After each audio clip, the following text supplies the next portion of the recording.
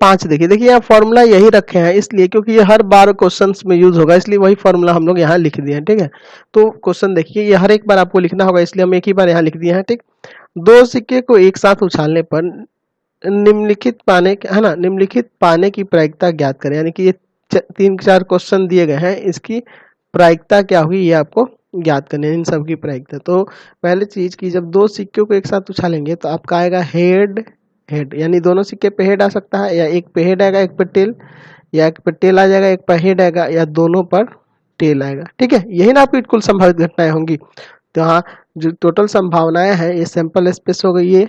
अब यहाँ लिखते हैं कुल परिणामों की संख्या, या कुल संभावित घटना का है या कुल परिणामों की संख्या का है, एक ही बात है। कुल परिणामों की संख्या, कुल परिणामों की संख्या।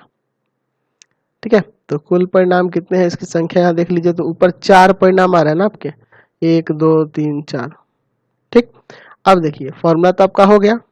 पहला क्वेश्चन देखिए, कह रहा है दो चित्त आना, क्या किसके बारे में कह रहा है, दो चित्त।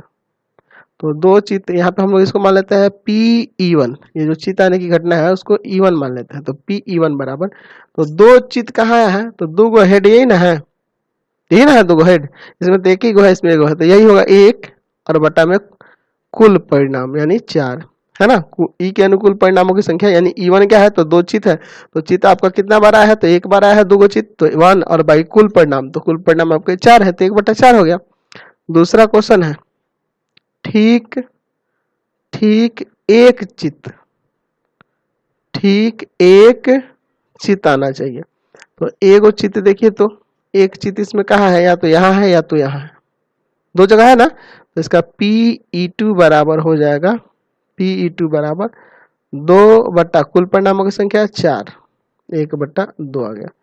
ठीक है, दूसरा तीसरा है आपका, कोई कोई पट नहीं, है ना, कोई भी पट नहीं आना चाहिए, कोई पट नहीं, समझ रहे हैं ना, यानी कि दोनों में से कोई भी पट नहीं होना चाहिए। तो यहाँ कोई पट नहीं, यानी कि ये वाला पट वाला है, तो इसको छोड़ के बाकी ये बच गए ना। तो यहाँ से लिख दीजिएगा Pe3 बराबर कोई पट नहीं। तो कोई पट नहीं में कौन कौन से हो जाएगा, इसमें ये 3 हो जाएगा ना, ये तीनों, तो 3 और बट्टा में 4। ठीक, अगला क्या कह रहा है, अगला 4 नंबर कह रहा है उसमें कि कम से कम एक पट, मतलब एक पट होना चाहिए कम से कम, एक से अधिक भी होगा तो चलेगा।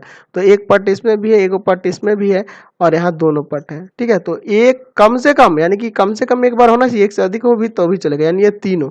यहाँ पे लिख दीजिए Pe4 बराबर, अलग अलग नाम देंगे ना, तो Pe4 बराबर 3 और बट्टा में कुल संभावित परिणाम यानी 4, 3/4 आ गया। चलिए अगला क्वेश्चन, क्वेश्चन नंबर